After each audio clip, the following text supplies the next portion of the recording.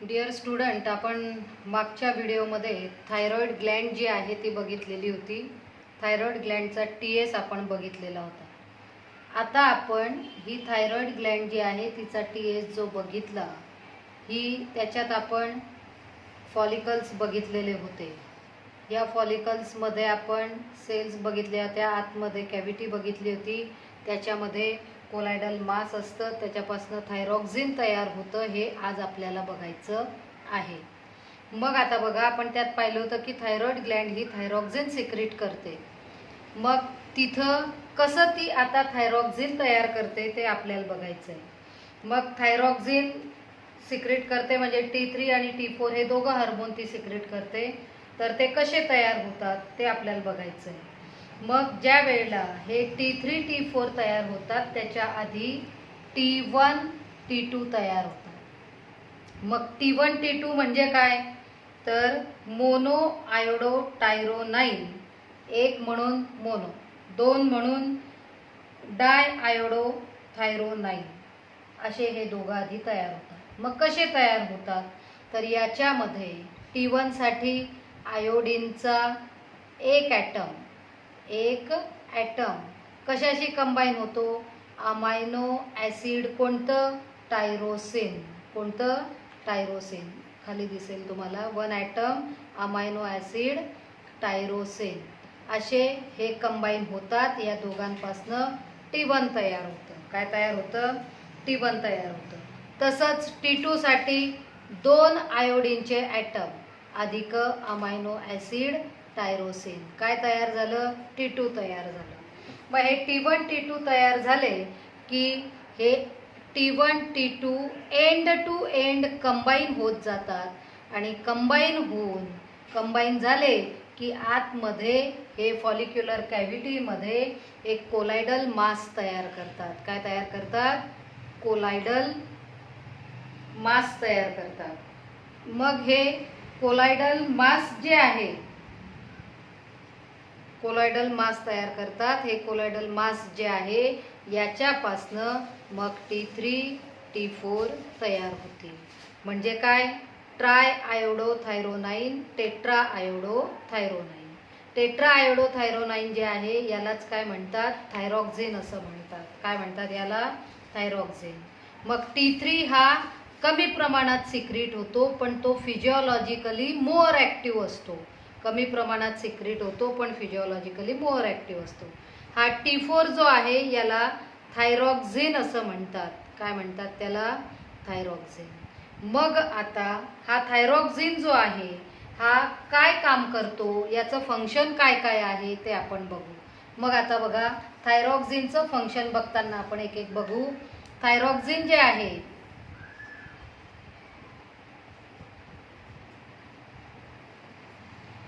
थायरॉक्झिनचे functions आपण बघू. तर thyroxine regulates the basal metabolic rate of body. हा थायरॉक्झिन काय करतो, basal metabolic rate of body. कोणाचं, बेसल मेटाबॉलिक रेट जो आहे तो रेग्युलेट करण्याचं काम हा थायरॉक्झिन करतो.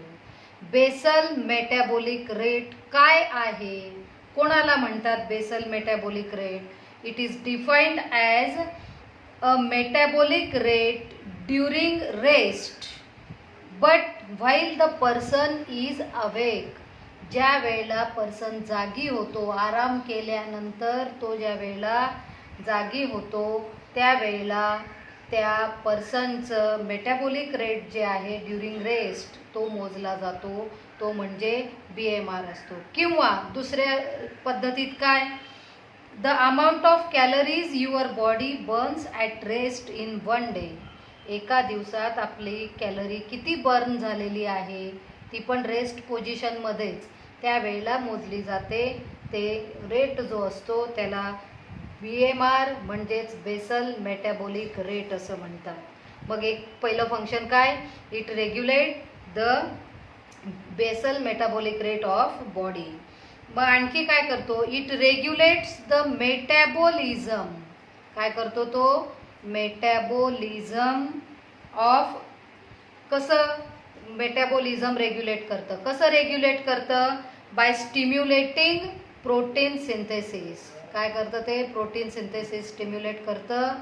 प्रोटीन सिंथेसिस झालं की तिथं बॉडीची ग्रोथ होते, बॉडीचे टिश्यू जे असतात त्याची ग्रोथ होते. म्हणजे मेटाबॉलिझम रेग्युलेट करण्याचं काम हा थायरॉक्सिन जो आहे तो करतो. म्हणजे कसं? It also regulates metabolism by stimulating protein synthesis and promotes growth of body tissue. नंतर हा इट ऑल्सो हेल्प्स इन थर्मोरेग्युलेशन.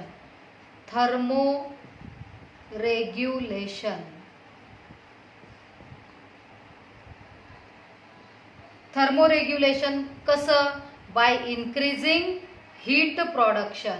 म्हणजे आपल्या बॉडीतली हीट जी आहे ती वाढवतं आणि थर्मोरेग्युलेशन कंट्रोल करण्याचं काम, आपल्या बॉडीची हीट कंट्रोल करण्याचं काम, रेग्युलेट ठेवण्याचं काम हा थायरॉक्सिन जो आहे तो करतो. त्याचप्रमाणे it also increases the action of neuro hormones. कोणते न्यूरो हार्मोन्स? तर स्पायनल कॉर्डमध्ये तुम्ही बघितलेलं आहे, तिथं असतात ॲड्रिनॅलिन अँड नॉर ॲड्रिनॅलिन. असे हे दोघं जे हार्मोन्स आहेत यांना काय म्हणतात? Neuro transmitter. हे न्यूरो ट्रान्समीटर्स जे आहेत त्यांची ॲक्शन इन्क्रीज करण्याचं काम पण हा थायरॉक्सिन करतो. It also supports the process of RBC production. Red blood cell ज्या तयार होतात आपल्या ब्लडमध्ये. आपला बोन मॅरो जो असतो तो बोन मॅरो तयार होतो, त्याच्यामध्ये रेड ब्लड सेल्स असतात. त्या रेड ब्लड सेल्स ज्या असतात त्याच्या प्रोडक्शनला पण हा थायरॉक्सिन जो आहे तो मदत करत असतो. It also maintains water and electrolyte balance. आपल्या बॉडीतले वॉटर आणि इलेक्ट्रोलाइट बॅलन्स करण्याचं काम पण हा थायरॉक्सिन जो आहे तो करत असतो. It also regulate reproductive cycle. Reproduction हे चॅप्टर आपण बघणार आहोत. त्याच्यामध्ये रिप्रोडक्टिव्ह सायकल हे फिमेलमध्ये सुरू असतं. कोणामध्ये? फिमेलमध्ये. या रिप्रोडक्टिव्ह सायकललाच मेन्स्ट्रुअल सायकल असंही म्हणतात. काय म्हणतात त्याला? मेन्स्ट्रुअल सायकलही म्हणतात. हे मेन्स्ट्रुअल सायकल किंवा रिप्रोडक्टिव्ह सायकल जे आहे याला रेग्युलेट करण्याचं काम पण हा थायरॉक्सिन जो आहे तो करतो. म्हणजे आपण काय पाहिले? थायरॉक्सिनचे फंक्शन्स. पुन्हा एकदा, it regulates basal metabolic rate of body. It also regulate metabolism by stimulating protein synthesis for the growth of body tissue. It also regulates thermoregulation by the heat production. नंतर इट ऑल्सो स्टिम्युलेट्स किंवा regulates the reproductive cycle in female. It also balance water and electrolyte balance. Regulate electrolyte balance. It also increase the secretion of neurotransmitters that is adrenaline and nor ॲड्रिनॅलिन. It also stimulates the process of or it also helps in the production of RBC cells, red blood cells. मग काय पाहिले आपण? थायरॉक्सिनचे functions. मग आता आपण ज्या वेळेला TS बघितला त्या TS मध्ये आपण पाहिलं होतं की हे फॉलिकल्स असतात, याच्यातनं हा थायरॉक्सिन झाला, त्याचं सिक्रिशन झालं थायरॉइड ग्लँडचे, त्याचे फंक्शन्स पाहिले. मग आपण पाहिलं होतं की ह्या अशा मध्ये सेल्स असतात, त्यांना काय म्हटलं होतं? सी सेल्स किंवा पॅराफॉलिक्युलर सेल्स. काय म्हटलं होतं त्यांना? सी सेल्स किंवा पॅराफॉलिक्युलर सेल्स. या सी सेल्स किंवा पॅराफॉलिक्युलर सेल्स काय काम करतात? आता हे फंक्शन आपण बघू. थायरॉइड ग्लँडचं फंक्शन काय? It secretes thyroxine as well as parafollicular cell secretes calcitonin. कोणता हार्मोन सिक्रेट करतात? ह्या कॅल्सिटोनिन नावाचा हार्मोन. लक्षात ठेवायचं CET-साठी.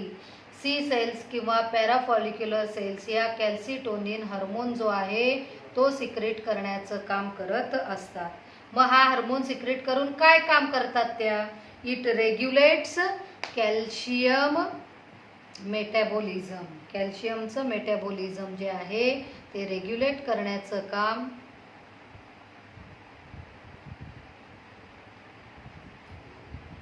ते रेग्युलेट करण्याचं काम कोण करतं? हा कॅल्सिटोनिन करत असतो. म्हणजे इथं आपण मागच्या व्हिडिओमध्ये थायरॉइड ग्लँडच्या TS पर्यंत आलेलो होतो. आज आपण पुढे काय कंटिन्यू केलं? थायरॉइड ग्लँडचे फंक्शन्स. त्याच्यामध्ये थायरॉक्झिनचं फंक्शन पाहिलं आणि कॅल्सिटोनिन म्हणजे पॅराफॉलिक्युलर सेलचा हार्मोन कॅल्सिटोनिन काय करतो? कॅल्शियम मेटाबॉलिझम रेग्युलेट करत असतो. हे आपण पाहिले थायरॉइड ग्लँडचे फंक्शन्स. मग आता आपण पुढे जाणार आहोत डिसऑर्डर्स. काय बघायचे आहेत आपल्याला? डिसऑर्डर्स. कोणाच्या? Disorders of thyroid gland. Thyroid ग्लँडच्या डिसऑर्डर्स बघायचे. मग आपण बघितलंय मागे, ज्या वेळेला जास्त सिक्रिशन होतं कुठल्याही ग्लँडच्या हार्मोनचं त्याला हायपर शब्द वापरतो. कमी सिक्रिशन होतं त्याला आपण काय वापरतो? लेस शब्द, हायपोसिक्रिशन हा शब्द वापरतो. मोर सिक्रिशन झालं असेल तर त्याला आपण म्हणतो हायपर सिक्रिशन. लेस झालं असेल तर त्याला आपण म्हणतो हायपोसिक्रिशन. मग आधी आपण बघू hyper secretion of thyroid Gland. जर थायरॉइड ग्लँडचं हायपर सिक्रिशन झालं तर काय होतं? त्याला हायपर थायरॉइडिझम असं म्हणतात. काय म्हणतात त्याला? Hyper thyroidism. मग कोणती डिसऑर्डर दिसते? तर ग्रेव्ज डिसीज. कोणती? ग्रेव्ज डिसीज. ही ग्रेव्ज डिसीज हा जो आहे यालाच दुसरं नाव आहे एक्झोप्थॅल्मिक गॉयटर. काय म्हणतात त्यालाच? एक्झोप्थॅल्मिक गॉयटर. मग हा ग्रेव्ज डिसीज किंवा एक्झोप्थॅल्मिक गॉयटर जो आहे हा कोणामध्ये दिसतो? अडल्ट्समध्ये. कोणामध्ये? अडल्ट्समध्ये दिसतो. मग अडल्ट्समध्ये काय काय सिम्पटम्स याचे दिसतात? मग आता हे आपले डोळे, हे आपले काय आहेत? डोळे. या डोळ्यांमध्ये हे आपले आयबॉल्स. तर ज्याला ग्रेव्ज डिसीज झालेला असतो त्याच्यामध्ये हे आयबॉल्स असे मोठे झालेले दिसतात. कसे दिसतात? मोठे झालेले दिसतात आणि असे ते त्या आय सॉकेटमधनं बाहेर आल्यासारखे आपल्याला वाटत असतात. मग याला म्हणतात प्रोट्रुडिंग आयबॉल्स. हे प्रोट्रुडिंग बाहेर आल्यासारखं, पुढे आल्यासारखं आपल्याला दिसतं, प्रोट्रुडिंग आयबॉल्स. म्हणून त्याला एक्झोप्थॅल्मिक, ऑप्थॅल्मिक डोळ्याशी रिलेटेड, म्हणून त्याला काय म्हणतात? दुसरं नाव एक्झोप्थॅल्मिक गॉयटर. हे आयबॉल्स जे असतात ते आपल्याला मोठे एनलार्ज होऊन जातात आणि प्रोट्रुडिंग आउट म्हणजे बाहेर आल्यासारखे ते दिसत असतात. मग कशामुळे हे होतं? तर हे जे आय सॉकेट असतं याच्यामध्ये फॅटचं डिपॉझिशन होतं. कसलं? फॅटचं डिपॉझिशन झाल्यामुळे ते आयबॉल्स जे आहेत ते आपल्याला मोठे झालेले दिसतात आणि बाहेर आल्यासारखे दिसत असतात. म्हणजे प्रोट्रुडिंग आयबॉल्स हे एक सिम्पटम दिसतं. नंतर आपण मागे BMR रेट पाहिला आत्ता, बेसल मेटाबॉलिक रेट, तो इन्क्रीज होऊन जातो आणि तो इन्क्रीज झाल्यामुळे काय होतं? तर वेगवेगळे जे रेट असतात, आपला हार्ट रेट असतो 1 मिनिटाला 72, तर तो हार्टबीटचा रेट जो असतो तोही वाढलेला असतो. रेस्पायरेटरी रेट जो असतो तोही वाढलेला असतो. आपली BP जी असते, ब्लड प्रेशर म्हणतो आपण, तेही वाढतं. नंतर बॉडी टेम्परेचर जे पाहिलं आपण ते थर्मोरेग्युलेशनमध्ये, तर बॉडी टेम्परेचर पण वाढलेलं असतं. म्हणजे BMR वाढला की हे सगळे रेट जे आहेत हे पण इन्क्रीज होत असतात. मग आता याच्यात बघा, BMR रेट काय? मेटाबॉलिझमचं काम करतं. पण तिथं आता BMR इन्क्रीज झालेला असला तरी या पर्सनमध्ये वेट लॉस झालेला असतो. वेट त्याचं कमी झालेलं असतं. वेट लॉस त्याच्यामध्ये आपल्याला दिसतो. त्याचप्रमाणे आणखी नर्वसनेस आलेला असतो, नाराजी म्हणतो आपण, ती नाराजी त्यांच्यामध्ये आपल्याला दिसते. इरिटॅबिलिटी, चिडचिडपणा त्यांच्यामध्ये आपल्याला दिसतो. नंतर tremor of fingers. Tremor of fingers म्हणजे काय? आपले बोटं जे असतात असे थरथर कापल्यासारखं आपल्याला होत असतं. थरकाप म्हणतो ना आपण, तर थरथर बोटांची थरथर होत असते. त्याचप्रमाणे मी तुम्हाला सांगितलं बल्जिंग ऑफ आयबॉल्स म्हणजे बल्ज मोठे होतात and these are like a protruding out eyeballs. तर हे सिम्पटम्स कोणामध्ये दिसतात? हा ग्रेव्हज डिसीज झालेला जो पर्सन असतो त्यांच्यामध्ये हे सगळे सिम्पटम्स दिसतात. हे केव्हा? तर हे डिसऑर्डर्स केव्हा होते? हायपर सिक्रेशन ऑफ थायरॉक्झिन, त्याला काय म्हणतात? Hyper thyroidism. त्याची डिसऑर्डर कोणती? ग्रेव्हज डिसीज किंवा एक्झोप्थॅल्मिक गॉयटर. मग कोणते कोणते सिम्पटम्स बघितले आपण? BMR रेट इन्क्रीज होतो, हार्ट रेट इन्क्रीज होतो, त्याच्यामुळे नंतर BP इन्क्रीज होते, बॉडीचं टेम्परेचर जे असतं ते इन्क्रीज होतं, आयबॉल्स जे असतात ते बल्ज झालेले दिसतात, प्रोट्रुडिंग आउटसाइड द आय सॉकेट असे दिसतात. कशामुळे? तर फॅट डिपॉझिशन झालेलं असतं. वेट लॉस त्यांच्यामध्ये आपल्याला बघायला मिळतो. ट्रिमोर ऑफ फिंगर्स म्हणजे बोटांचा थरकाप, म्हणजे बोटं पण थरथर करत असतात नेहमी. असे सिम्पटम्स या ग्रेव्हज डिसीज झालेल्या पर्सनमध्ये दिसत असतात. आणि ही डिसऑर्डर कशामुळे? Hyper thyroidism. मग आता आपण बघू हायपोथायरॉइडिझम. कोणतं? Hypothyroidism.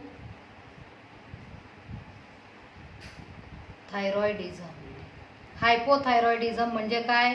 Less secretion of thyroxine.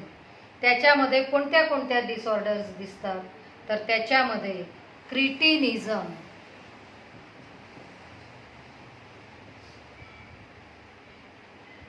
दुसरी मिक्झोडिमा,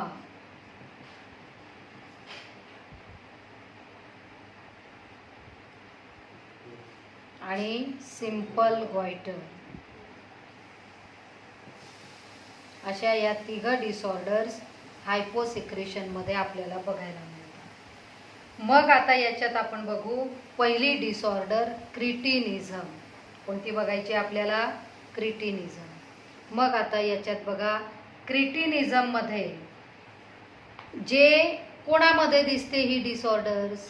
इन्फंट्समध्ये. कोणामध्ये? इन्फंट्समध्ये. इन्फंट्स तुम्हाला माहिती आहे, नवीन जन्माला आलेलं बाळ. नवीन जन्माला आलेलं बाळ जे असतं त्याला इन्फंट्स म्हणतात. त्या इन्फंट्समध्ये क्रिटिनिझम ही डिसऑर्डर आपल्याला बघायला मिळते. मग त्याच्यात काय काय होतं?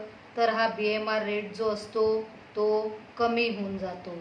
नंतर त्याच्यामुळे तो कमी झाला की ऑक्सिडेशन जे आहे ते पण कमी होऊन जातं. ऑक्सिडेशन कमी होऊन जातं. त्याचप्रमाणे लो ऑक्सिडेशन त्यांच्यात बघायला मिळतं. They are short statured. Short statured म्हणजे काय? बुटके असल्यासारखे. शॉर्ट, छोटीशी मूर्ती दिसते असं आपण म्हणतो ना, तर बुटकी असल्यासारखे ते बाळ आपल्याला वाटत असतं. पूर्ण त्यांची वाढ झालेली नसते असं दिसतं, उंची वाढलेली नसते. नंतर स्केलेटन फेल्स टू ग्रो. त्यांचे स्केलेटन म्हणजे सगळे बोन्स जे असतात ते बोन्स पूर्णपणे वाढलेले दिसत नाही. स्केलेटन जे आहे त्यांचं हे पूर्ण त्याची वाढ झालेली नसते. त्याचप्रमाणे मेंटली रिटार्डेड. मेंटली रिटार्डेड म्हणजे काय? तर आपण त्याला मंद असल्यासारखं म्हणतो तसं मेंटली रिटार्डेड ते बाळ आपल्याला दिसत असतं. म्हणजे कुठल्याच ॲक्शन वगैरे करत नाही, चपळ वाटत नाही, अशा प्रकारच्या मेंटली रिटार्डेड सिम्पटममध्ये दिसतं. नंतर आणखी काय? स्किन ड्राय होऊन जाते. काय होऊन जाते? स्किन ड्राय होऊन जाते. थिक टंग. आपली जीभ जी असते तशी त्यांची जीभ जी असते ती जाड झालेली दिसते. कशी दिसते? जाड झालेली दिसते. नंतर यांच्यामध्ये प्रोलॉंग्ड निओनॅटल जॉइंडिस. निओनॅटल जॉइंडिस म्हणजे काय? तर जन्मतःच त्या बाळाला कावीळ झालेला असतो. प्रोलॉंग्ड म्हणजे जन्माच्या आधीच त्याला आईच्या गर्भाशयापासूनच त्याला कावीळ झालेला असतो. तर जन्माला आल्यानंतरही त्याच्यामध्ये आपल्याला कावीळ झालेला आढळतो. त्याला निओनॅटल जॉइंडिस असं म्हणतात. नवजात बाळाला निओनॅटल, नवजात बाळ जो असतो म्हणजे जन्माला आलेला बाळ जो असतो त्याला कावीळ झालेला असतो. आपण बघतो काही मुलं जन्माला आले की त्यांना कावीळ झालेला असतो, कावीळची लस द्यावी लागते, मग लगेच बरा होतो. तर हे पण सिम्पटम त्याच्यामध्ये आपल्याला बघायला मिळतं. नंतर लिथार्जी म्हणजे काय?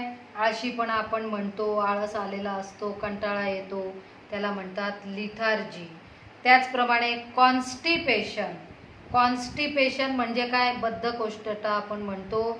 म्हणजे आपण म्हणतो की टॉयलेटला संडासाला त्यांना त्रास होत असतो, बद्धकोष्ठता आपण त्याला म्हणतो. तर कॉन्स्टिपेशन हा त्राससुद्धा त्यांच्यामध्ये बघायला मिळत असतो. मग हे सगळे सिम्पटम्स कोणामध्ये? क्रिटिनिझम झालेला जो इन्फंट असतो त्या इन्फंटमध्ये आपल्याला हे सिम्पटम्स बघायला मिळत असतात. त्यांची ग्रोथ जी असते ती स्टंटेड ग्रोथ असते आणि प्युबर्टी पिरियड पण डिले झालेला असतो. प्युबर्टी पिरियड काय झालेला असतो? डिले. प्युबर्टी पिरियड म्हणजे काय? 12 ते 14 वर्षामध्ये सगळे मेल असो फिमेल असो सगळे सेक्स ऑर्गन्स, बॉडीचे सगळे ऑर्गन्स हे फुल्ली डेव्हलप होऊन जातात, तेव्हा त्याला प्युबर्टी पिरियड म्हणतात. मग हा प्युबर्टी पिरियड जो असतो तो पण त्यांच्यामध्ये लेट होतो, म्हणजे उशिरा सगळे डेव्हलपमेंट त्यांच्यामध्ये होत असते. हे असे सिम्पटम्स कोणामध्ये दिसतात? क्रिटिनिझममध्ये दिसतात. कोणामध्ये? क्रिटिनिझममध्ये दिसतात.